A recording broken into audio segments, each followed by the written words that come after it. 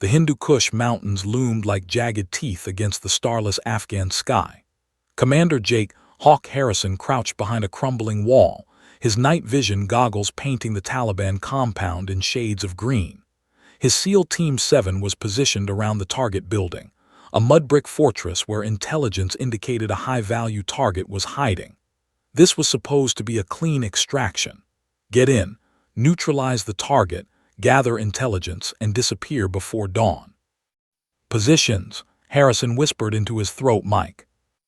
Alpha Team, set, replied Lieutenant Marcus Webb from the north wall.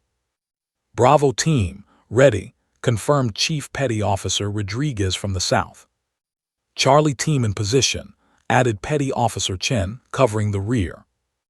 Harrison's gut churned, something felt wrong. 20 years in special operations had given him an instinct for danger, and right now every nerve in his body was screaming. The compound was too quiet.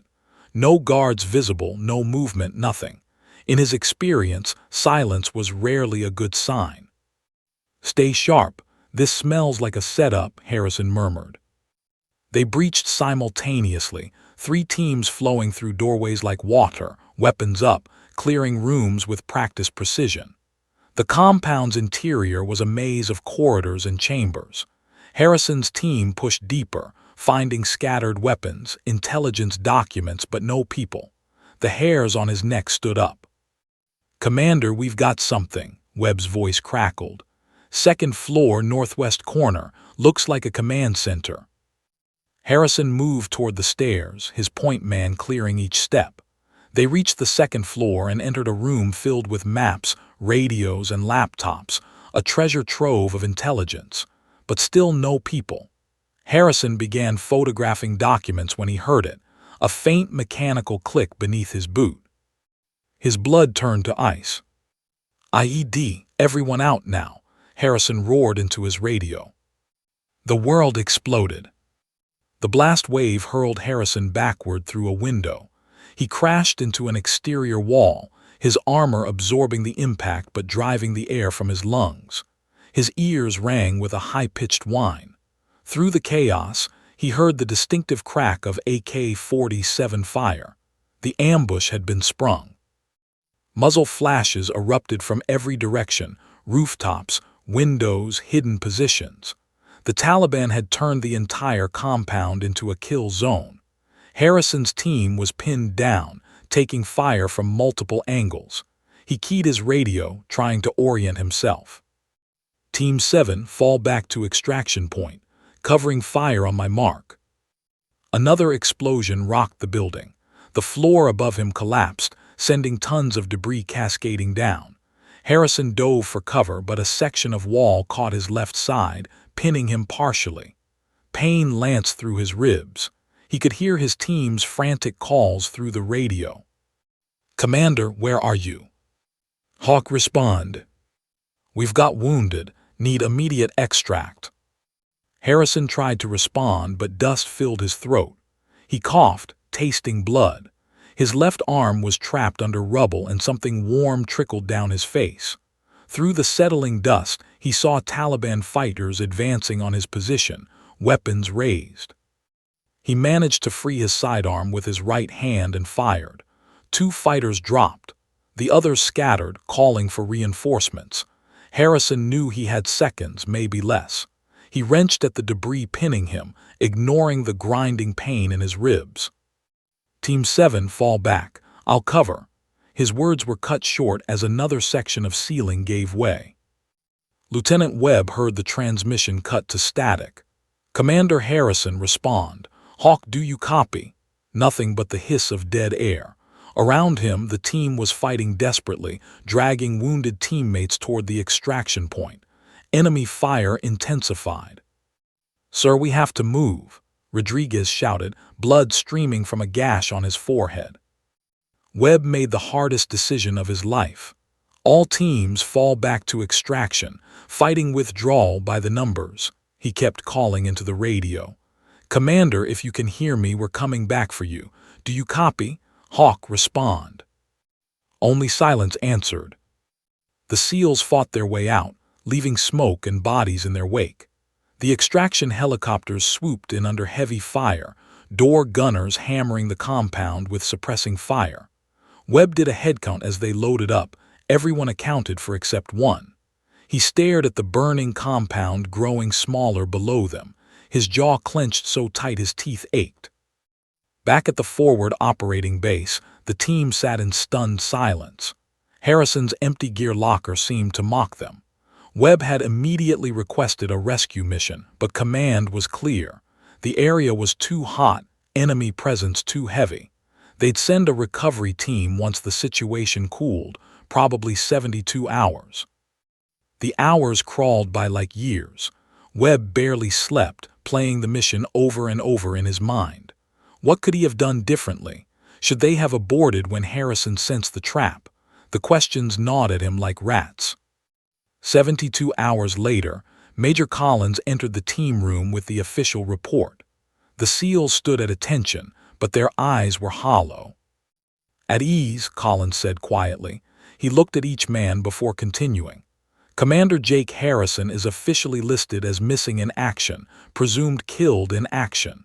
No remains were recovered. ISR shows the compound was completely destroyed by secondary explosions. I'm sorry." Rodriguez slammed his fist into a locker, leaving a dent. Chen stared at the floor, jaw working. Webb's hands trembled as he took the report, seeing Harrison's name in black and white next to those terrible letters. KIA. "We're going back for him," Webb said, his voice low and dangerous. "Lieutenant, I understand your feelings, but—" "With all due respect, sir, we don't leave our own behind, ever." Collins met his eyes. "I know, but right now our hands are tied. The area is swarming with hostiles. A rescue mission would be suicide." He paused. "Harrison would want you to be smart about this. Honor him by staying alive and ready.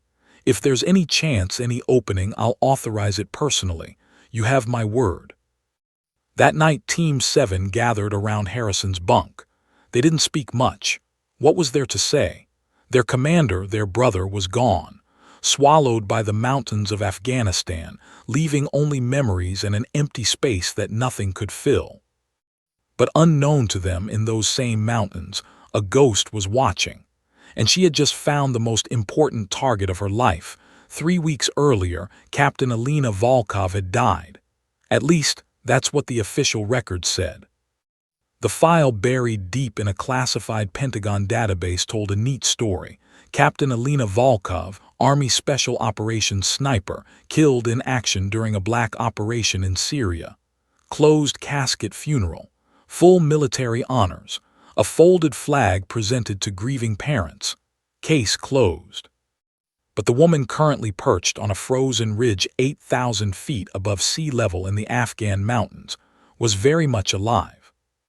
Alina's breath formed tiny crystals in the pre-dawn air as she peered through her scope, scanning the valley below. She'd been in these mountains for 4 months now, a ghost hunting other ghosts. No support team, no extraction plan, no official sanction. Just her rifle, and a list of names that got shorter with each passing week. Her current hide was a masterpiece of fieldcraft, a shallow scrape beneath an overhanging rock, camouflaged so perfectly that even a goat could walk past without noticing. She'd been here for 36 hours, watching, waiting, barely moving. Most people couldn't handle the physical discomfort, the mental strain, the soul-crushing boredom punctuated by moments of explosive violence. Alina thrived on it. Through her scope, she tracked a convoy of 3 vehicles winding through the mountain pass below. Toyota Hilux trucks, the vehicle of choice for Taliban fighters worldwide.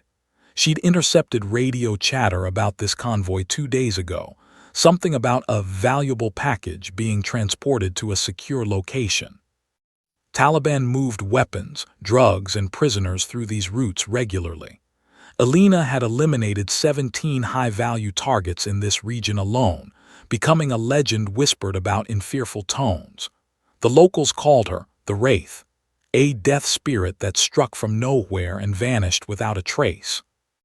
Her spotter's voice echoed in her memory. "You're the best I've ever seen, Alina. Hell, you're the best anyone's ever seen." Sarah Chen had been more than a spotter. She'd been Alina's best friend, her sister in arms, the only person who truly understood her. 3 years ago, they'd been sent into Syria on a mission based on faulty intelligence. The trap had been perfect. Sarah had died in Alina's arms, bleeding out from a gut shot while Alina held her, helpless and broken.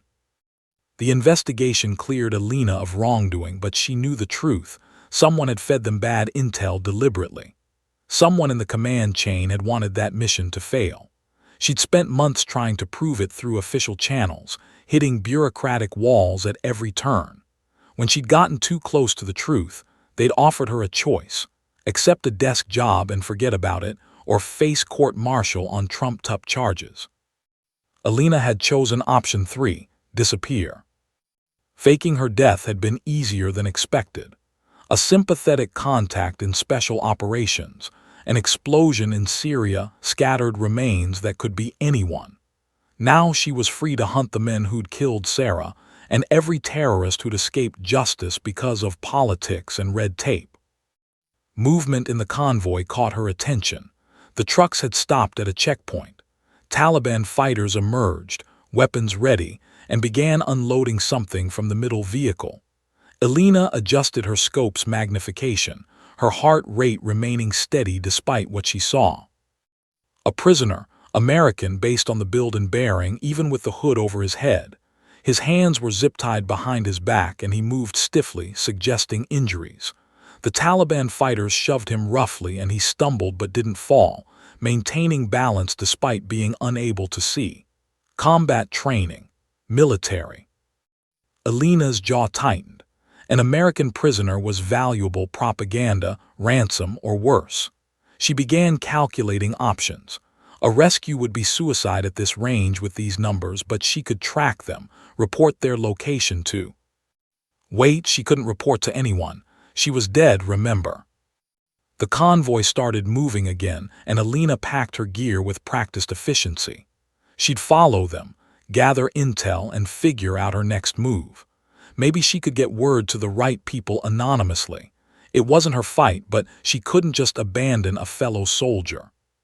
For 2 days, she shadowed the convoy, a phantom trailing death in their wake. The Taliban fighters never knew she was there, watching from ridgelines and hidden positions. They camped the second night in a village controlled by a warlord named Khalid Nazari, a name that made Alina's blood run cold. Nazari was on her list. He'd been involved in Sarah's death, providing the false intelligence that had led them into the trap. Finding him had been Alina's primary mission in this region, and now he had an American prisoner. Alina set up a new position on a cliff overlooking the village. Through her scope, she watched as the prisoner was dragged into a compound. The hood was removed, and Alina saw his face clearly for the first time. Her world stopped. Jake Harrison. The scope trembled in her grip. The first time in 3 years her hands had shaken while aiming. She knew that face, those features, even bloodied and beaten. Commander Jake "Hawk" Harrison, SEAL Team 7. They'd worked together 5 years ago on a joint task force in Iraq. God, they'd hated each other at first. Harrison was old-school military by the book, chain of command, proper protocols. Alina was special operations, get the job done. Rules are guidelines, results matter more than procedure. They'd clashed constantly, argued about tactics, questioned each other's decisions. But they'd also saved each other's lives, multiple times.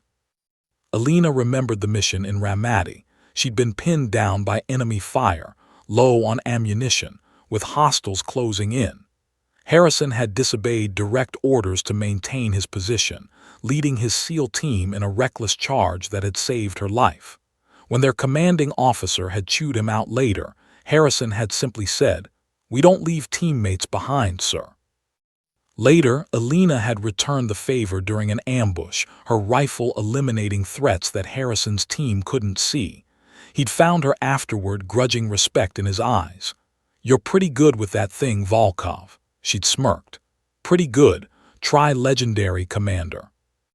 That mission had ended with mutual respect, even friendship. They'd stayed in touch sporadically afterward. Occasional emails, congratulations on promotions, the kind of connection forged in combat that never quite fades. Then Sarah had died and Alina had disappeared. She'd heard through back channels that Harrison had tried to find her, had asked questions, refused to believe she'd gone rogue. But eventually, even he had given up. Now here he was, beaten and bound, in the hands of the man who'd helped murder her best friend. Alina's mind raced through possibilities. A rescue was nearly impossible. Nazari's compound was a fortress, with at least 30 fighters, defensive positions, and surveillance. She had no backup, limited ammunition, and no extraction plan. Every tactical bone in her body said this was suicide. But she saw Harrison's face again through the scope, defiant even in captivity, refusing to break. She remembered his words, "We don't leave teammates behind." Alina chambered a round in her rifle, the metallic click sounding like a promise in the cold mountain air. She began studying the compound with new eyes, not as an observer but as an attacker. Guard positions, patrol patterns, weak points in the defenses, sight lines for her rifle. 30 fighters, she'd faced worse odds. No backup, she'd been alone for 3 years. No extraction plan, she'd improvised like always. As darkness fell over the mountains, Alina Volkov smiled, a cold, predatory expression that would have terrified anyone who saw it. The Wraith was about to become very real for Khalid Nazari and his men. Jake Harrison was going home, and God help anyone who got in her way. The first kill came at dawn. Alina had positioned herself on a rocky outcrop 1,200 meters from Nazari's compound. The distance was extreme, but she'd made harder shots. Through her scope, she watched a Taliban fighter climb to the roof of the compound's watchtower, the morning guard rotation. He carried an AK-47 and a thermos of tea, probably looking forward to a quiet shift. He never got to take his first sip. Alina controlled her breathing, waiting for the wind to settle. Her finger caressed the trigger with the gentleness of a lover's touch. The mathematics of the shot flowed through her mind automatically. Wind speed, air density, the Coriolis effect at this distance, the slight downward angle. She'd done these calculations so many times they were instinctive now. The rifle bucked against her shoulder. Through the scope, she saw the fighter's head snap back, the thermos tumbling from his hands. He crumpled without a sound that would carry. At this distance, the report of her rifle would be dismissed as a distant rockfall if anyone even noticed. 1 down, 29 to go. Alina waited. Patience was a sniper's greatest weapon. 30 minutes later, another fighter climbed the tower to check on his comrade. He saw the body and began shouting, reaching for his radio. Alina's second shot took him through the chest before he could transmit. Now the compound erupted like a kicked anthill. Fighters poured out, weapons ready, searching frantically for the threat. But they were looking in the wrong direction, toward the nearby hills where most attacks came from. They never thought to scan the distant ridgeline where Alina lay, practically invisible. Through her scope, she saw Nazari emerge, a tall, lean man with a gray-streaked beard and cold eyes. He was shouting orders, organizing his men with the confidence of an experienced commander. Alina put the crosshairs on his forehead, finger tightening on the trigger. But she didn't fire. Killing Nazari now would be satisfying, but it wouldn't save Harrison. The compound would go into lockdown and they'd probably execute their prisoner out of spite. No, she needed a different approach. Keep them off balance, create chaos, force them to move. Over the next 2 hours, Alina picked off 6 more fighters. Each shot was surgical, each death calculated to maximize fear and confusion. She targeted sentries in isolated positions, making sure bodies wouldn't be discovered immediately. The Taliban fighters grew increasingly paranoid, seeing threats in every shadow. By midday, Nazari made the decision Alina had been counting on. She watched through her scope as they loaded Harrison into a vehicle, clearly preparing to move him somewhere more secure. The convoy formed up, 4 trucks this time, with machine guns mounted on 2 of them. They were taking no chances. Alina packed her gear and began moving. She knew these mountains like her own heartbeat now, every goat trail and hidden path. While the convoy had to follow the winding road through the valley, she could cut across the ridgelines, staying ahead of them. The convoy wound through a narrow pass, perfect ambush terrain. Alina had already positioned herself on the high ground, her rifle resting on a flat rock. As the lead vehicle approached, she put a round through its front tire. The truck swerved wildly, nearly rolling over, blocking the road. Chaos erupted. Fighters jumped from the vehicles, taking cover, scanning for threats. The machine gunners swung their weapons toward the surrounding hills, firing blindly. Bullets whined off rocks hundreds of meters from Alina's position. She waited for them to exhaust their first panic, then began working. The machine gunner on the second truck sent her mass down. A fighter trying to flank through the rocks, headshot. Another attempting to climb to high ground, spine shot. Each kill was methodical, emotionless, perfect. But Nazari was clever. He wasn't panicking like his men. Alina saw him barking orders, pointing not toward the obvious positions but toward the distant ridge where she actually was. He'd fought American snipers before and understood their capabilities. "You're smarter than I thought," Alina murmured. The convoy began a fighting retreat, using smoke grenades for cover. They loaded Harrison into the remaining functional vehicle and sped away, leaving their dead behind. Alina could have tried to disable the vehicle, but at this angle with this much smoke, she risked hitting Harrison. She let them go, already planning her next move. That evening, Alina tracked them to their destination, a fortified compound built into the mountainside, probably an old Soviet position from the 1980s. Concrete bunkers, reinforced walls, commanding fields of fire. This was no temporary camp. This was a fortress designed to withstand sieges. Alina studied it from multiple angles as darkness fell, her trained eye picking apart its defenses. Sentries every 50 meters, overlapping fields of fire, motion sensors near the main gate, probably landmines in the approaches. Nazari had chosen well. But every fortress had weaknesses. She spent the next day in reconnaissance, barely moving, watching patrol patterns and guard rotations. She identified a blind spot on the eastern wall where the terrain created a shadow from the security lights. The approach would require navigating a rock field in complete darkness, but it was doable. As night fell on the second day, Alina prepared for infiltration. She stripped her gear to essentials, suppressed pistol, knife, small explosives, lockpicks, and medical supplies. The rifle stayed behind in a hidden cache. Where she was going, stealth mattered more than firepower. A sandstorm was building on the horizon, the sky turning an ominous orange-brown. Perfect. Weather was a weapon if you knew how to use it. But as Alina began her approach, something felt wrong. That same instinct that had kept her alive through 100 operations was screaming a warning. She froze, scanning the darkness with her night vision. There, almost invisible in the rocks, a tripwire, newly placed, exactly where someone would step if they were using the blind spot she'd identified. Alina's blood ran cold. Nazari had anticipated her approach. This wasn't just a defense, it was a trap. She backed away carefully, her mind racing. How had he known? Then she realized the pattern of her attacks, the angles of her shots, the positions she'd used.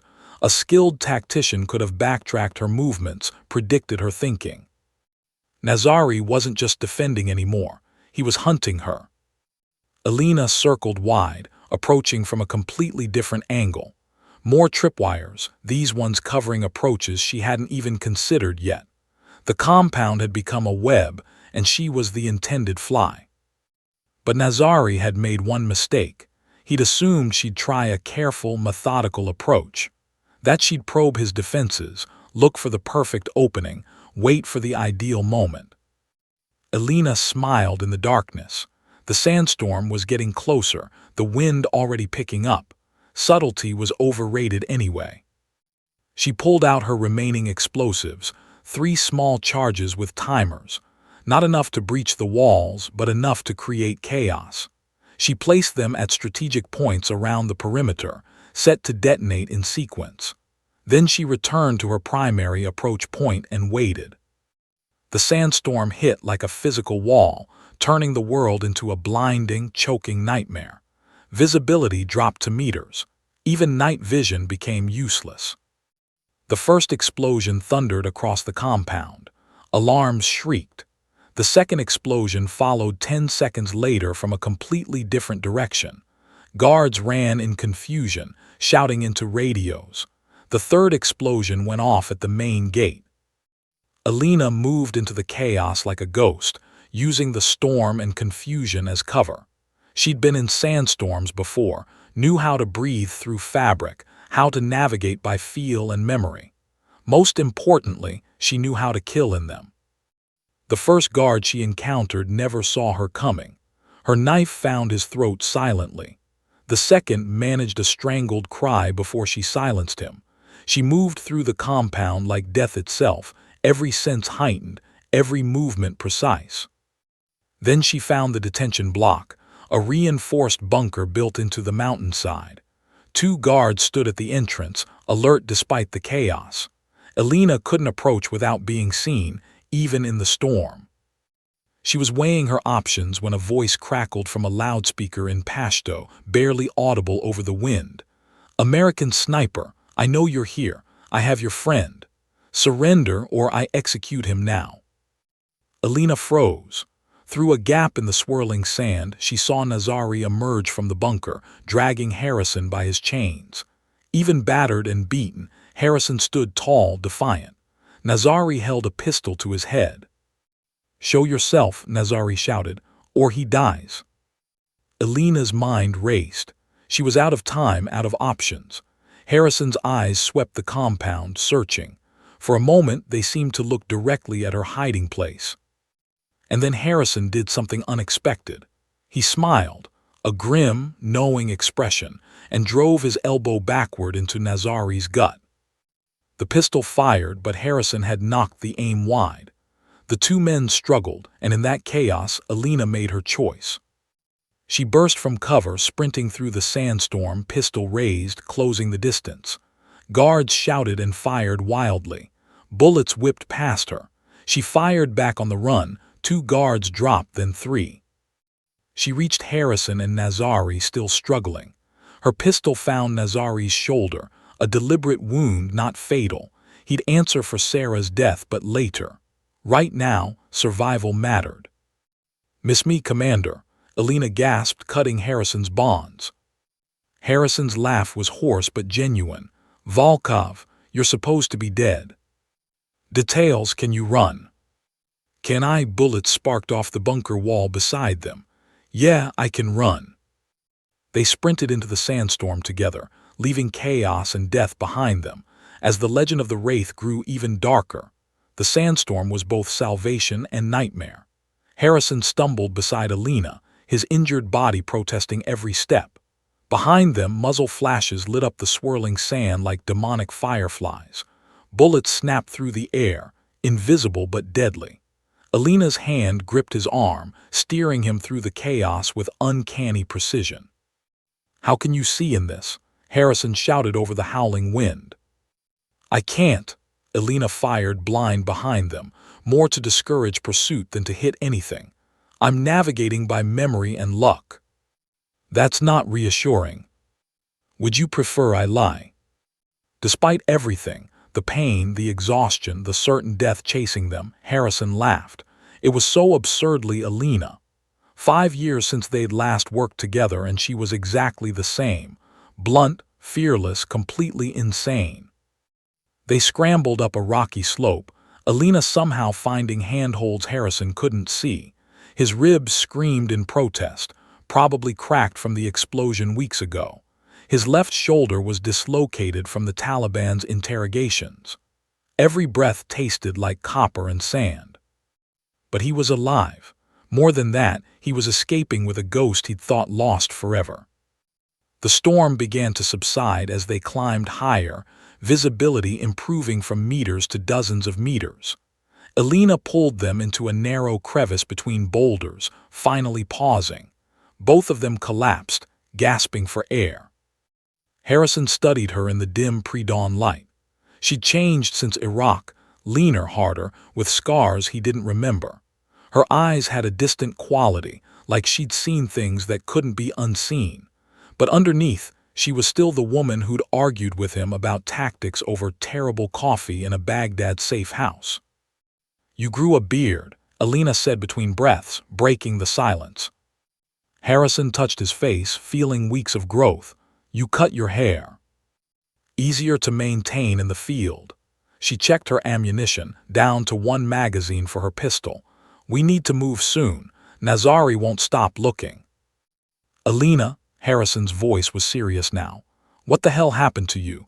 You were declared KIA 3 years ago. Syria. I went to your funeral." Elena's expression hardened.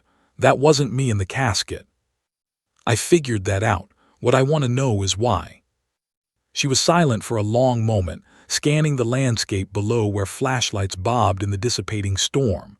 Taliban fighters spreading out in search patterns. Finally, she spoke. "You remember Sarah Chen, my spotter?"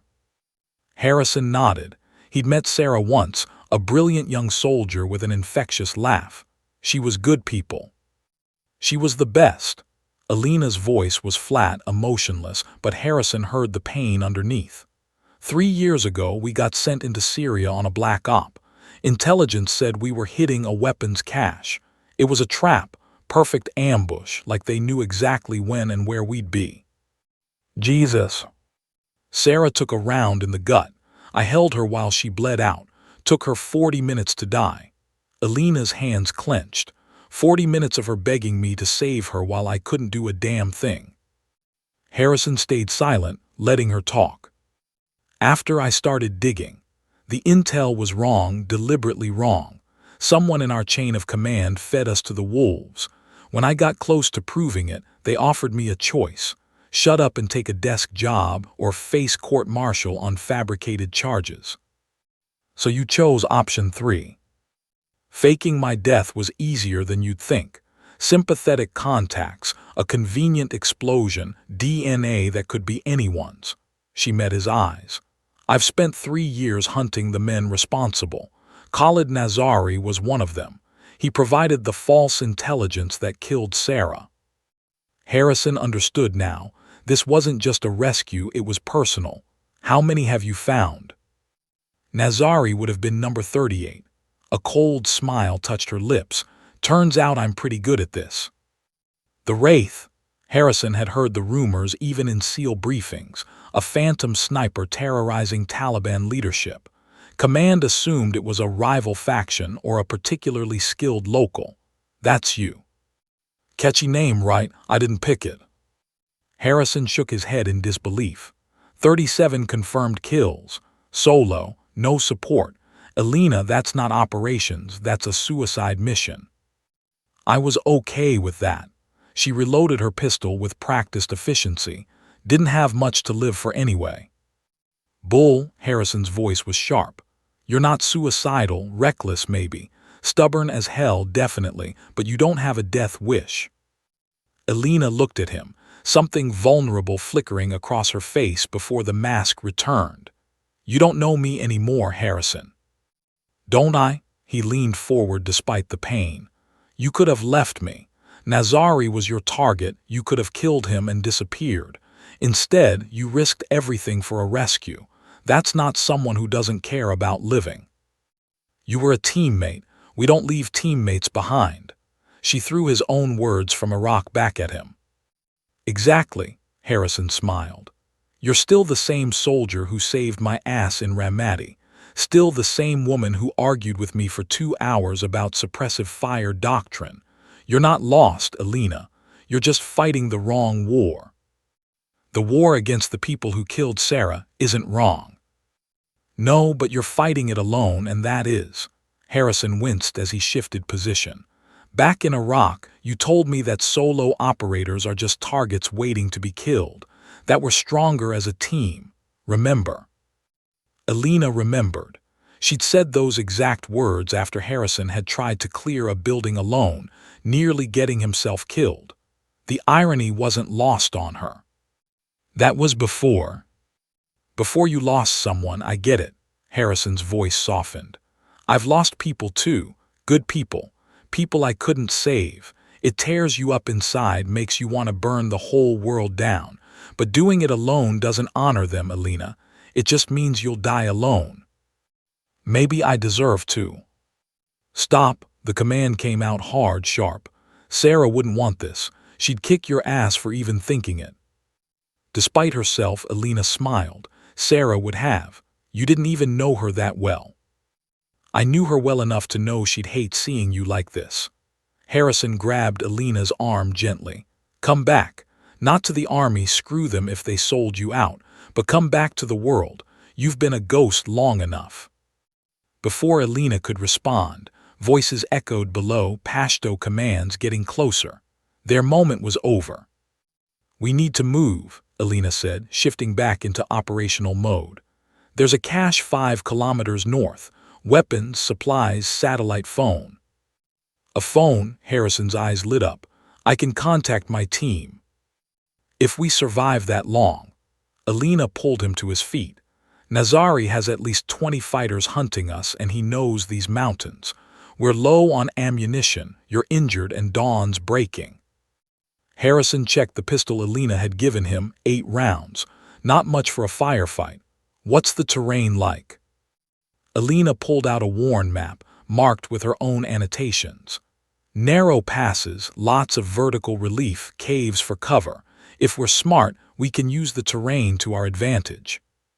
And if we're not smart, then we die in these mountains.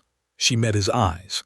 I won't lie to you, Harrison, our odds are terrible. You could probably surrender, they want you alive for propaganda. But me, Nazari will make my death slow. Then we don't get caught. Harrison studied the map. This pass here, it's a choke point, single file terrain. Yeah, why? Because a single shooter with good position could hold it against superior numbers. I may not be a sniper, but I know tactics. He tapped another position. And this ridge overlooks the approach. 2 shooters could create a crossfire. Alina looked at the map with new appreciation. This was the Harrison she remembered, the tactical genius who could read terrain like a book. You want to ambush them. Why not? They expect us to run. Let's give them something unexpected. You're injured, we're outnumbered, and we're almost out of ammunition. Harrison grinned, a fierce, predatory expression. Sounds like every Tuesday for a SEAL. You in? Alina studied his face, bruised, bloody, but utterly confident. This crazy bastard actually thought they could win. The smart move was to run, evade, survive. But smart hadn't gotten her much these past 3 years. Screw it, she returned his grin. Let's kill some bad guys. They moved through the pre-dawn darkness, 2 warriors against impossible odds. Behind them, Nazari's forces closed in, confident in their superior numbers. They had no idea what was waiting for them in the narrow pass ahead. The commander and the ghost were done running. Now they hunted. The ambush had worked perfectly, too perfectly. Nazari's fighters had funneled into the narrow pass exactly as Harrison predicted. Alina's first shot had dropped the lead scout, and Harrison's suppressive fire had pinned the rest. For 20 glorious minutes, 2 shooters had held off 20 fighters, using terrain and tactics to multiply their effectiveness. But ammunition didn't last forever. Now they were running again, 3 hours into a brutal trek across some of the most unforgiving terrain on Earth. The sun had risen, turning the mountains into an oven. Harrison's legs felt like lead, each step an exercise in willpower. His cracked ribs ground together with every breath, sending lightning bolts of pain through his chest. Alina moved ahead, somehow maintaining a punishing pace despite carrying most of their gear. She'd offered to slow down, but Harrison had refused. Every minute they stayed in the open increased the chance of being spotted. "Contact 3 o'clock," Elena hissed, dropping to a crouch. Harrison followed her down behind a cluster of boulders. Below them, a Taliban patrol, 6 fighters with radios, was moving along a parallel ridge, if they looked up at the right angle. Elena's hand found Harrison, squeezing once. "Wait, don't move, don't breathe." The patrol passed within 200 meters, voices carrying on the thin mountain air. Harrison's hand instinctively went to his pistol, down to 4 rounds. Elena's was empty. If they were spotted, they'd have to fight hand-to-hand or run. 5 agonizing minutes passed before the patrol disappeared over the ridge. Elena exhaled slowly. "That's the 3rd patrol in 2 hours, she whispered. "Nazari's saturating the area. He really wants you dead." "The feeling's mutual." Elena checked her map. "We're 3 kilometers from the cache. If we can reach it before dark, we'll have weapons, supplies, and that satellite phone. And if we can't, then we spend another night in the open with no food, no water, and no ammunition." She glanced at him. "How are the ribs?" "Fine," Harrison lied. Elena's expression said she knew exactly how fine they weren't. "We can rest for 10 minutes, drink." She handed him a water bottle, their last one half empty. Harrison took a small sip, resisting the urge to drain it. His body screamed for more, but discipline overrode desperation. He passed it back to Elena, who took an even smaller sip before tucking it away. They sat in silence, backs against sun-warmed rock. Despite the heat, despite the danger, Harrison felt something almost like peace. After weeks of captivity, of darkness and pain and uncertainty, he was free. Battered and hunted, but free. "Can I ask you something?" Harrison said quietly. Elena nodded, eyes still scanning their surroundings. "After Sarah died, why not come to me, or Webb or Rodriguez, people who knew you, trusted you? Why disappear?" Elena was silent for a long moment. "Because I was ashamed." Harrison turned to her, surprised. "Ashamed of what?" "I was her team leader. My job was to keep her safe, and I failed." Elena's voice was barely audible. "She trusted me, and I led her into a trap." Her last words were, "It's not your fault, Elena." But it was. I should have seen it coming. "You can't blame yourself for bad intel." "Can't I?" Elena's eyes were distant. "I had doubts about the mission. The timing felt wrong, the target too convenient, but I pushed those doubts aside because I trusted the system, trusted the chain of command." She laughed bitterly. That trust killed her. Harrison understood that pain, the crushing weight of command decisions, the what-ifs that haunted sleepless nights. "I lost 3 men in Helmand Province," he said quietly. "IED hit our convoy. I was leading. I chose that route." Elena looked at him. "Afterward, I replayed every decision 1,000 times. Different route, different timing, different formation, anything that might have changed the outcome. It ate me alive until my coach sat me down and told me something I've never forgotten." "What?" "That we don't get to know what would have happened. We make the best decisions we can with the information we have. Sometimes good people die anyway, and it's not because we failed. It's because war is chaos, and chaos doesn't care about our plans." Harrison met her eyes. "Sarah's death wasn't your fault, Elena. It was theirs, the people who sent you into that trap. You've spent 3 years punishing yourself for their crime." Tears gleamed in Elena's eyes, the first real emotion breaking through her armor. "I just miss her so much." "I know," Harrison's voice was gentle, "but she wouldn't want you to throw your life away. She'd want you to live, to find something worth fighting for beyond revenge." "Like what?" "I don't know, but maybe it starts with stopping fighting alone." He paused. "When we get out of this, and we will, come back with me, not to the army, to my team. We could use someone with your skills." "Harrison, hear me out.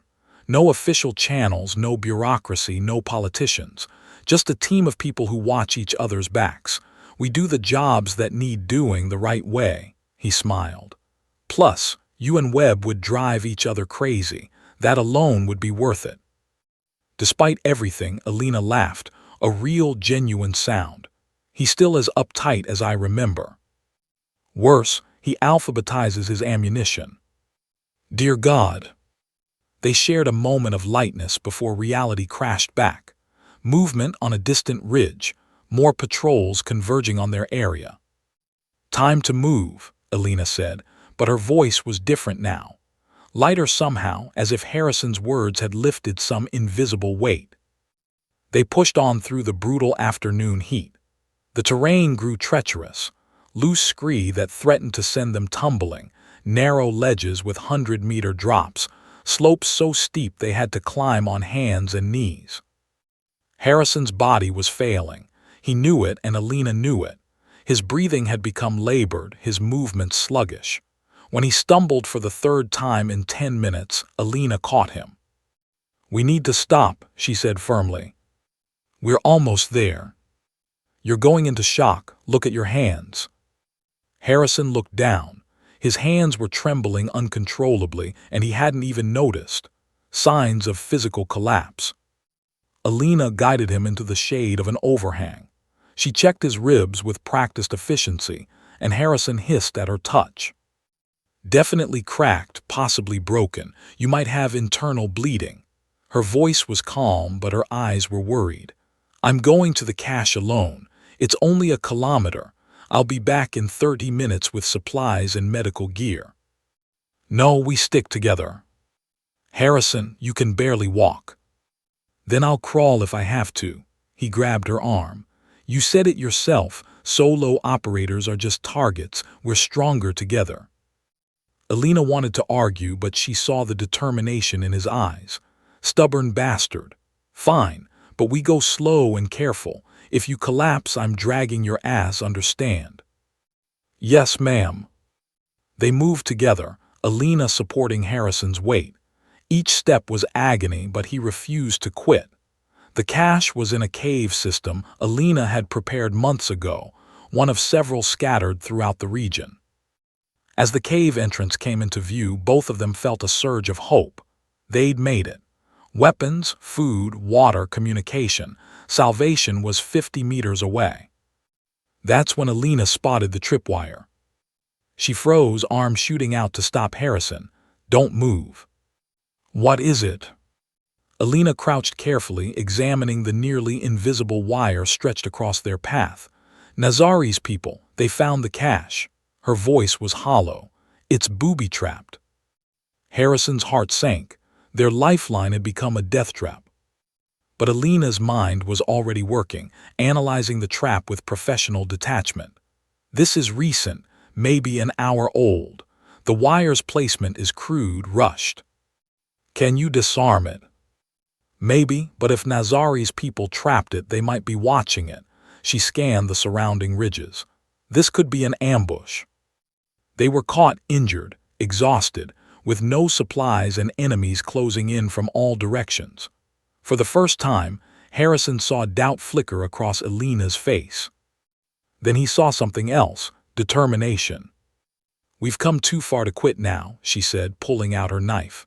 I'm going in. If this goes wrong, you run. Like hell. That's an order, Commander. Her eyes locked on his. One of us needs to survive to tell what happened here, to finish what we started. Harrison wanted to protest, but he knew she was right. His body was done. If shooting started, he'd be a liability. Be careful, was all he could say. Alina nodded. Then began the delicate work of approaching the trapped cache, every movement calculated, every step potentially her last. Harrison watched, helpless, as the woman who'd saved his life risked hers once more. The sun began its descent toward the horizon, and somewhere in the mountains, Khalid Nazari smiled. His trap was set. Alina moved like a surgeon performing brain surgery, each motion deliberate, controlled, precise. The tripwire was connected to a pressure plate hidden beneath loose rocks. One wrong move and the entire cache would detonate, taking her with it. Harrison watched from 30 meters away, every muscle tensed. His pistol was drawn, covering the surrounding ridges. If this was an ambush, the shooters would reveal themselves soon. 5 agonizing minutes passed. Alina reached the cave entrance, carefully stepping over the wire. She disappeared inside, and Harrison's heart hammered against his broken ribs. If there were secondary traps, an explosion would answer that question. But Alina emerged alive, carrying a heavy pack. She moved back through the trapped zone with the same painstaking care, and Harrison finally breathed again when she cleared the danger area. "They only trapped the entrance," Alina reported, slightly breathless. "Either they were in a hurry or they're not as smart as Nazari." She opened the pack, revealing its treasure: 2 rifles, ammunition, medical supplies, protein bars, water bottles, and, most importantly, a satellite phone. Harrison grabbed the phone with trembling hands. After weeks of silence, of being cut off from the world, this small piece of technology felt like a lifeline to everything he'd lost. "Batteries at 40%, Alina noted, already treating his ribs with a compression wrap. "Make it count." Harrison powered up the phone, waiting for the agonizing seconds it took to acquire a satellite signal. His mind raced through call signs and frequencies. Finally, the connection light blinked green. He dialed the emergency frequency for SEAL Team 7. Static crackled, then a voice, Webb's voice, tired and professional. "This is Hotel 7 Actual. Identify yourself." Harrison's throat tightened. He had to swallow twice before he could speak. "Webb, it's Hawk." Silence, complete, absolute silence on the other end. "Say again, caller, did you say?" "It's Harrison, Marcus, I'm alive." The sound that came through the phone was somewhere between a laugh and a sob. Holy shit, Rodriguez, Chen, it's the commander, he's alive." Harrison heard chaos erupt in the background, shouts, disbelief, joy. Webb came back on, his voice shaking. "Sir, we thought. The compound collapsed. We searched for 3 days. Where the hell are you?" "Long story. I need immediate extraction." Harrison rattled off their coordinates from Alina's GPS. "Be advised, I have one additional package, friendly, critical asset. We are 40 miles from nearest safe LZ, pursued by hostile forces. I'm injured, ammunition critical." Webb's voice shifted to pure business. "Copy your position. Stand by for extraction planning." Harrison heard him shouting orders, the familiar sound of his team mobilizing. "Sir, your position is deep in Indian country. Weather window closes in 36 hours. After that, we're looking at 3 weeks before the next opening." "Understood, we'll make the window." "Negative, sir. That's 40 miles of mountain terrain in hostile territory.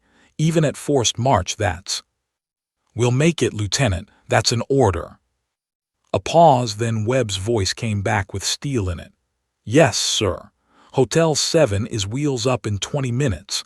We're coming for you, Commander. Don't you dare die before we get there." "Wouldn't dream of it." Harrison's voice cracked slightly. "It's good to hear your voice, Marcus." "Good to hear yours too, sir. Hotel 7 out." The connection ended. Harrison stared at the phone for a moment, overwhelmed by emotion. He wasn't alone anymore. His team, his family, knew he was alive. Alina finished wrapping his ribs and handed him a protein bar. 40 miles in 36 hours with broken ribs and half the Taliban in Afghanistan hunting us. Your friend's right. That's insane. You heard him. 3 weeks if we miss this window. We could hide, wait them out. Harrison met her eyes. Could you sit still for 3 weeks while Nazari hunts us? Alina smiled grimly. Fair point. She checked her new rifle, a beautiful piece of hardware she'd stashed months ago. If we push hard, we can make 20 miles before dark, but we'll need to avoid patrols, which means sticking to the high ground. Slower but safer. Then we move now. Harrison struggled to his feet, the compression wrap helping but not eliminating the pain. Every minute we waste gives them time to tighten the net. They moved out, Alina taking point with Harrison following. The afternoon sun beat down mercilessly as they navigated a treacherous ridgeline. Below them, they could see dust trails, vehicles and foot patrols searching the valley floor. Nazari's committed serious resources to this, Alina observed. He's not just angry, he's terrified. A ghost sniper who can extract American prisoners. That makes him look weak. Good, scared people make mistakes. They made decent progress for 2 hours, covering nearly 6 miles of brutal terrain. Harrison's body screamed in protest, but adrenaline and determination kept him moving. Alina was impressed. She'd seen hardened operators quit with less severe injuries. Then their luck ran out. Alina spotted them first. A patrol emerging from a side canyon, 6 fighters spread in a tactical formation. Professional soldiers, not the usual Taliban irregulars. Down, Alina hissed. They dropped behind rocks as the patrol swept past, uncomfortably close. Harrison could hear their radio chatter. They were coordinating with other units, tightening a search grid. They're using proper tactics, Harrison whispered. Someone's trained these guys. Nazari probably called in favors. We've embarrassed him badly. Alina studied the patrol's movement. We need to break contact, put distance between. The satellite phone chirped. Both of them froze in horror.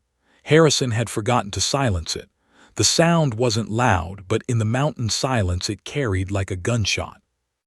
The patrol stopped, turned, started moving toward their position. Run or fight? Alina asked, already sighting through her rifle. Harrison calculated quickly.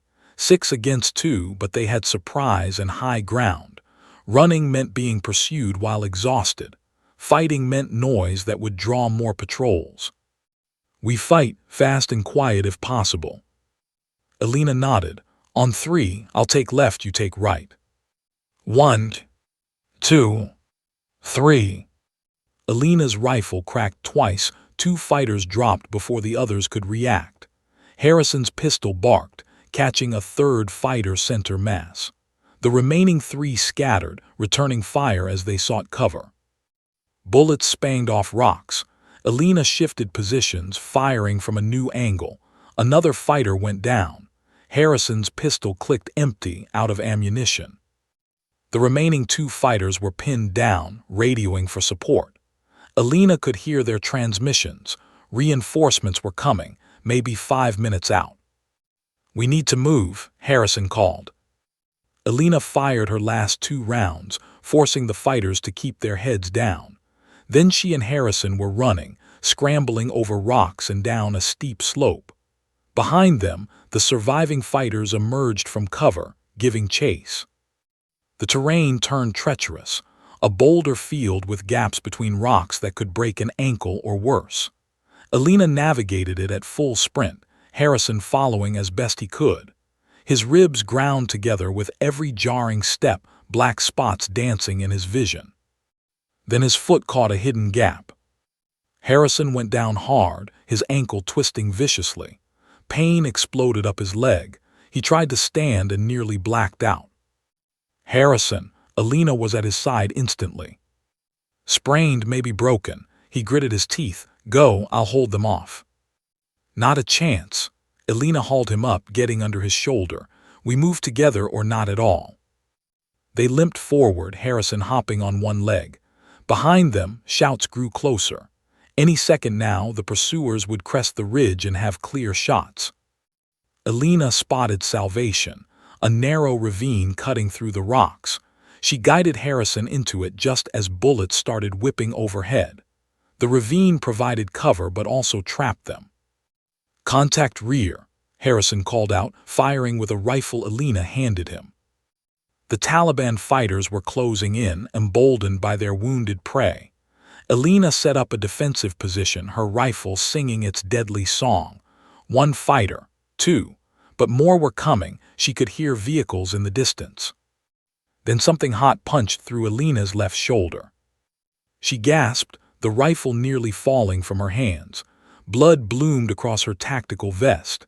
Harrison saw it and his heart stopped. Elena. I'm fine, she lied, switching the rifle to one-handed operation. Her left arm hung useless. Just a graze. That's not a graze. But Elena was still fighting, still killing with cold precision despite the blood streaming down her arm. Harrison joined her, their combined fire keeping the attackers at bay. The sun touched the horizon, painting the mountains blood-red. Somewhere in the distance, rotors beat the air, but whether friend or foe, neither of them could tell. They were wounded, surrounded, and running out of time. But they were still breathing, still fighting. And 30 miles away, SEAL Team 7 was coming fast. Night fell like a curtain, but it brought no relief. The darkness that should have been their ally became a nightmare as Taliban fighters lit the ravine with flares. Harsh white light turned shadows into stark relief, eliminating any advantage Elena and Harrison might have had. Elena's shoulder throbbed with each heartbeat, blood soaking through the improvised bandage Harrison had tied. Her left arm was completely useless now, hanging limp at her side. She'd switched to her pistol, easier to operate one-handed, but ammunition was critical, 12 rounds left. Harrison wasn't much better. His ankle had swollen to twice its normal size, purple and grotesque. Every movement sent lightning bolts of agony up his leg. He'd propped himself against a rock, rifle braced, conserving ammunition with disciplined fire. "How many?" Harrison asked, voice tight with pain. Elena's eyes swept the perimeter, counting muzzle flashes and movement. 15, maybe 20, more vehicles coming from the east. Ammunition. 3 magazines for the rifle, 12 rounds pistol, she reloaded mechanically. 2 magazines, maybe 40 rounds total. Harrison did the math in his head. Against 20-plus fighters with reinforcements coming, they had maybe 10 minutes of effective resistance. Not enough. Never is. Elena fired twice. A fighter who'd gotten too aggressive dropped. What's our extraction timeline? Harrison checked his watch, the tritium glow eerie in the darkness. Team 7 was wheels up 4 hours ago. Even pushing their birds to max speed, they're still 25 miles out. 90 minutes minimum. We don't have 90 minutes. Then we make them. Harrison's voice hardened with command authority. This ravine is defensible. Narrow approach, limited firing angles. They can't bring vehicles in, and they can't flank us without exposing themselves.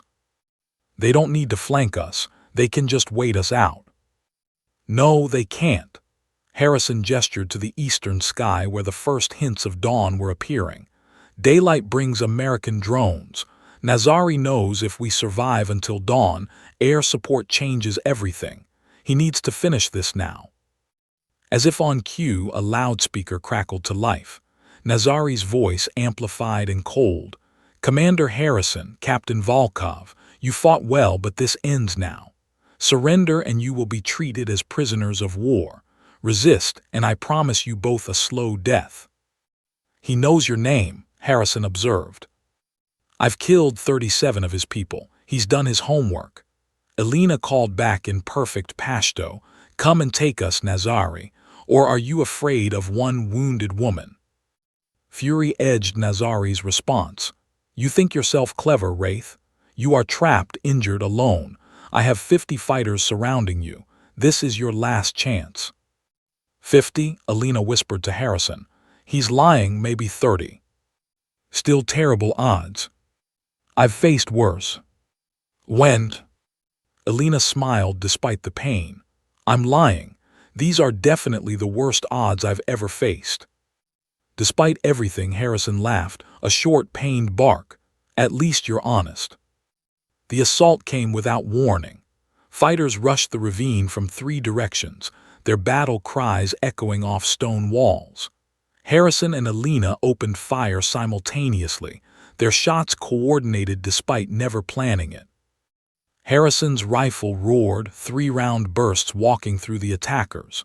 Training and muscle memory overrode pain, each shot placed with deadly precision. Fighters fell, but more kept coming, stepping over their dead to press the attack.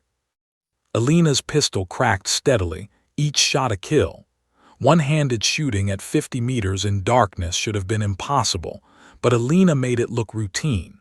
Her face was a mask of concentration, all emotion stripped away, leaving only the cold mathematics of death. "Reloading," Harrison called, dropping his empty magazine. "Covering?" Alina's pistol barked faster, keeping heads down while Harrison serviced his weapon. The first wave broke against their position like water against stone. Bodies littered the ravine approach. But the victory was Pyrrhical. Harrison was down to his last magazine, and Alina had 4 rounds left in her pistol. "They're regrouping," Alina observed, watching figures pull back beyond effective range. "Next wave will be coordinated, probably with grenades." "Can we relocate?" Alina glanced at Harrison's ankle, then her useless arm. "Not fast enough. We relocate, they'll catch us in the open. Then we hold here. Until ammunition runs out, then what?" Harrison pulled his knife from its sheath, the blade gleaming dully. "Then we make them regret getting close." Alina stared at him, then smiled. A real smile this time, not the cold predator's grin, but something genuine. "You're completely insane, you know that.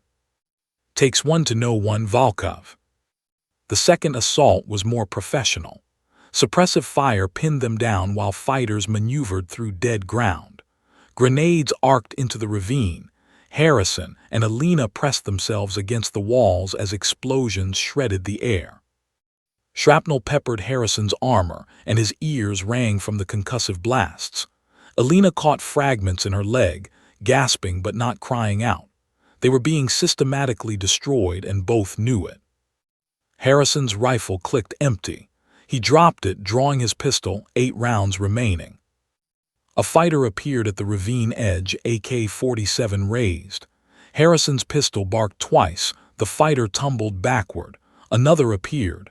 Alina's pistol cracked once headshot, but her slide locked back, empty. "I'm out," Alina shouted. 4 rounds left. Harrison fired at a shadow, missed. 3 rounds. Movement to his left, 2 rounds. A figure collapsed. 1 round remaining. This was it. The end. After everything they'd survived, it would end here in this nameless ravine in the mountains of Afghanistan. Alina pulled her knife, moving to stand back-to-back with Harrison despite her injuries. "It's been an honor, Commander." "Likewise, Captain." Harrison raised his pistol, determined to make his last round count. Nazari's forces sensed victory, pushing forward in a final rush. 10 fighters, then 15, converging on the ravine from all sides. Harrison aimed at the closest one, finger tightening on the trigger. A sound split the night, deep, rhythmic, beautiful. Whoop, whoop, whoop, whoop. "Rotors." Harrison's head snapped up and his heart soared. 2 Blackhawks screamed over the ridgeline, running lights blazing, door guns already spitting fire. Behind them, Apache gunships lit up the darkness with 30 cannon fire, turning Nazari's forces into a killing field. The Taliban fighters scattered like roaches exposed to light. The Apache pursued mercilessly, their thermal imaging making hiding impossible. Explosions rippled across the mountainside as Hellfire missiles found vehicles. 1 Blackhawk flared over the ravine, and figures fast-roped down, SEALs in full kit, night vision glowing, weapons up. "Commander Harrison," Webb's voice, the most beautiful sound Harrison had ever heard. Here, Harrison tried to stand, but his ankle gave out. Immediately, Webb was there, catching him. "I've got you, sir." Webb's voice was thick with emotion behind his tactical mask. "We've got you." Rodriguez appeared at Alina's side as she slumped against the wall, blood loss finally catching up. "Ma'am, stay with me. Medic." The second Blackhawk landed in a clearing 50 meters out. SEAL Team 7 formed a defensive perimeter, their presence transforming the battlefield. These weren't frightened Taliban fighters. These were America's elite warriors, and they owned the night. Harrison watched through blurred vision as his team worked with brutal efficiency. Chen was at his side, applying fresh trauma dressings. Another SEAL, Petty Officer Martinez, was treating Alina, starting an IV line with practiced hands. "The package," Harrison managed to ask Webb. "We've got her, sir. She's coming home with us." Webb helped Harrison toward the Blackhawk. "Both of you are coming home." Alina was on a stretcher, her face pale but her eyes alert. As they carried her past Harrison, she reached out with her good hand. Harrison grabbed it, squeezing once. "Told you we'd make it," he said. "You're still completely insane," she whispered, but she was smiling. They loaded into the Blackhawk together. As the bird lifted off, Harrison looked down at the ravine where they'd made their stand. Bodies and burning vehicles marked where Nazari's forces had learned a harsh lesson: never corner wounded predators. Webb sat beside Harrison, shaking his head in disbelief. "Sir, when we got your call, I didn't believe it at first. Thought it was Taliban propaganda or something." "Good to see you too, Marcus." "You look like hell, sir." "Feel worse." Harrison winced as the Blackhawk banked hard, avoiding ground fire. "But I'm alive." He glanced at Alina, now being tended by 2 combat medics. She'd closed her eyes, finally allowing herself to rest. After 3 years alone, she was surrounded by people who would die to protect her. The mountains fell away beneath them as the Blackhawks raced toward safety, Apache gunships providing escort. Dawn was breaking, painting the peaks in shades of gold and crimson. Harrison had been lost in those mountains, presumed dead, swallowed by the darkness. But a ghost had found him.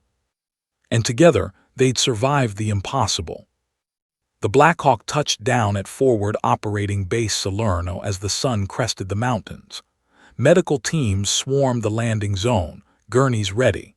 Harrison refused one initially, insisting Alina be treated first, but a stern look from the base surgeon changed his mind. "Commander, you have 3 broken ribs, a fractured ankle, a concussion, dehydration, and probable internal bleeding. You're going to the hospital, and that's not a request." Harrison allowed himself to be loaded onto a gurney beside Alina's. As they wheeled toward the medical facility, he saw his entire team gathered: Rodriguez, Chen, Martinez, Thompson, and a dozen others. Hardened warriors with tears in their eyes. Webb walked alongside Harrison's gurney. "Sir, I need to debrief you on." "Later, Marcus. Right now I need you to do something for me." "Anything, sir." Harrison grabbed Webb's arm with surprising strength. "The woman who saved my life, Captain Alina Volkov. Military intelligence is going to want to detain her for operating without authorization. I need you to make sure that doesn't happen. Post guards at her room if you have to. Nobody touches her without going through me. Understood?" Webb's eyes flickered to Alina's unconscious form. "The Wraith is real, and she's one of ours." "She never stopped being one of ours. She just got lost for a while." Harrison's grip tightened. "Promise me, Marcus." "You have my word, sir. Nobody gets to her." The next 72 hours were a blur of surgeries, medications, and dreamless sleep. Harrison's ribs were set, his ankle surgically repaired, fluids pumped into his dehydrated body. When he finally woke lucid, Webb was sitting beside his bed. "Status?" Harrison's voice was hoarse. "You're going to make a full recovery. The docs say 6 weeks before you're operational again." Webb handed him water. "Captain Volkov is stable. Bullet was through and through in her shoulder, missed the major arteries. She's 3 rooms down under guard per your orders." "Has anyone tried to?" "Oh yeah." Webb smiled grimly. 2 intelligence officers showed up 12 hours ago with detention orders. I politely suggested they fuck off. They escalated to the base commander. I escalated to JSOC. Currently there's a very interesting pissing match happening above our pay grade." Harrison tried to sit up, wincing. "I need to see her." "Sir, you just had surgery." "That wasn't a request, Lieutenant." Webb sighed, recognizing the tone. He helped Harrison into a wheelchair and they navigated the hospital corridors. True to his word, 2 SEALs stood guard outside Alina's room, Rodriguez and Chen, both looking ready to shoot anyone who tried to pass. "Commander," they snapped to attention. "At ease, how is she?" "Awake, sir. Doctor says she's surprisingly stable for someone who should be dead 3 times over." Harrison smiled. That was Alina. He wheeled into the room. She was propped up in bed, her shoulder heavily bandaged, IV lines running into both arms. Her face was pale, but her eyes were alert. When she saw Harrison, something softened in her expression. "You look terrible," she said. "You're one to talk." Harrison wheeled closer. "How are you feeling?" "Like I got shot and carried a 200-pound SEAL commander through 40 miles of mountains." She paused. "So, pretty normal." "I weigh 190, thank you very much." They shared a smile, the easy camaraderie of soldiers who'd survived hell together. Then Alina's expression grew serious. "Harrison, intelligence has been asking questions about where I've been, what I've been doing. They know I'm supposed to be dead." "Let them ask. I'm not letting them touch you. You can't fight the entire military bureaucracy." "Watch me." Harrison leaned forward. "Alina, you saved my life. More than that, you've eliminated 37 high-value targets that Command couldn't touch through official channels. You did their job for them for free for 3 years. They owe you, not the other way around." "That's not how they'll see it." "Then I'll make them see it differently." Harrison pulled out a tablet Webb had brought him. "I've spent the last day writing a detailed after-action report. Every kill you made, every piece of intelligence you gathered, cross-referenced with known terrorist activity. You've single-handedly disrupted 3 major Taliban networks." Alina stared at the tablet, hundreds of pages of documentation. "You did this from a hospital bed." "I had help. Webb's been running down confirmations through JSOC channels. Rodriguez contacted some CIA friends. Chen has been digging through databases." Harrison met her eyes. "You're not alone anymore, Alina. You have a team now." Tears welled in Alina's eyes, the first time Harrison had seen her truly emotional. "Why are you doing this?" "Because you deserve it, because Sarah would want it, because—" Harrison paused, choosing his words carefully. "Because you're family, and we protect family." The door opened and a man in civilian clothes entered, late 50s, gray hair, cold eyes that had seen too much. Webb moved to intercept, but the man raised a hand. "At ease, Lieutenant, I'm not here to cause problems." He looked at Alina. "Captain Volkov, I'm Thomas Hendricks, Deputy Director of Special Activities. We need to talk." Harrison moved his wheelchair between them. "Anything you have to say, you can say in front of me." Hendricks studied Harrison with an unreadable expression. "You've made quite a stir, Commander. Your report has been circulating at the highest levels. JSOC wants her decorated. CIA wants her recruited. And certain people who shall remain nameless are very nervous about what she knows." "What do you want?" Alina asked flatly. "The truth." Hendricks pulled up a chair. "The mission that killed Sarah Chen, you claimed bad intelligence. You were right. We've been investigating quietly for 3 years. We found the leak, a contractor with ties to foreign intelligence. He's currently in federal prison awaiting trial." Alina's breath caught. "You're saying—" "I'm saying you were right. You were also unauthorized in your investigation, which put you in an impossible position." Hendricks leaned forward. "Here's what I can offer. Full reinstatement with back pay, expungement of any AWOL charges, and a clean slate. In exchange, you consult for special activities on operations requiring your unique skill set." "I work alone." "No," Harrison's voice was firm. "Not anymore. If she consults for you, she does it with SEAL Team 7 as her operational support, non-negotiable." Hendricks looked between them, then smiled, a rare expression on his weathered face. "Commander Harrison, I like you. You're loyal, stubborn, and you fight for your people." He turned to Alina. "What do you say, Captain? Ready to come in from the cold?" Alina looked at Harrison. saw the hope in his eyes, the sincerity. She thought of Sarah, of 3 years alone in the mountains, of the endless cycle of violence and revenge. Then she thought of the SEALs who'd risked everything to save her, of Harrison's unwavering belief in her worth. Maybe it was time to stop running, time to find something worth fighting for beyond revenge. "I have conditions," Alina said. "Name them." "I want full operational autonomy. I choose my missions, my methods. And I want justice for Sarah, real justice, not just some contractor in prison." Hendricks nodded.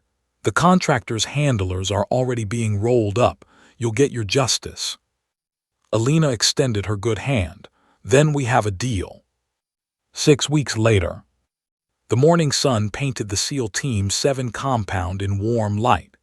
Alina stood in the briefing room, no longer pale and wounded but strong again, ready. Around her sat the team: Webb, Rodriguez, Chen, Martinez, Thompson, and a dozen others who'd become brothers in the short time since her return.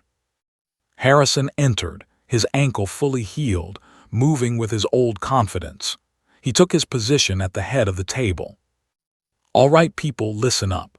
We've got new taskings from JSOC." He pulled up a map on the screen, the same mountains where everything had started. "Intelligence indicates Khalid Nazari has resurfaced. He's reorganizing his network, calling in favors and putting a bounty on 2 American operators." "Let me guess," Rodriguez said dryly. "You and the captain."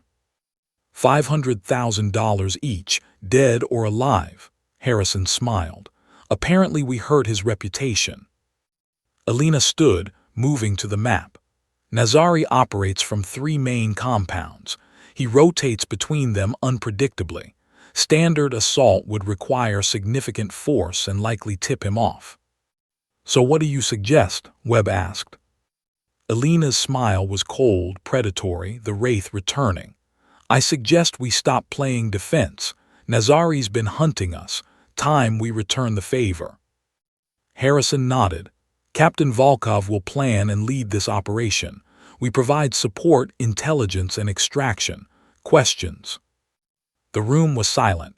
Then Rodriguez spoke. "Just one, sir. When do we leave?" 48 hours. Use the time to prep and train.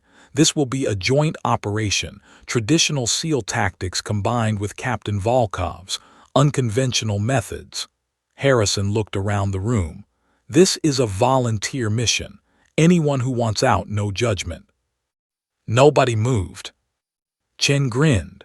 "Sir, with all due respect, we didn't pull you out of those mountains just to let you go back without us. Besides," Martinez added, "we want to see the wraith in action." Alina felt warmth spread through her chest, something she hadn't felt in 3 years. Belonging, purpose, family. After the briefing, she and Harrison stood alone on the compound's observation deck, looking out at the mountains in the distance. "Thank you," Alina said quietly. "For what?" "For believing in me when I didn't believe in myself, for giving me a reason to come back." Harrison smiled. "You gave me my life back. Seemed only fair to return the favor." They stood in comfortable silence, 2 warriors who'd found their way home through the darkest of paths. "Think we can actually get Nazari?" Alina asked. "With you planning and Team 7 executing," Harrison's smile turned fierce. "I almost feel sorry for him." "Almost. He shot you. Sorry doesn't quite cover it." Alina laughed, a real, genuine sound of joy. 3 years of darkness, of loneliness, of fighting shadows alone were finally ending. She'd been lost, presumed dead, a ghost hunting ghosts in mountains half a world away. But she wasn't a ghost anymore. She was Captain Alina Volkov, part of SEAL Team 7, surrounded by warriors who'd become family. And together, they were about to remind the world why you never corner wounded predators. The legend of the Wraith was just beginning. And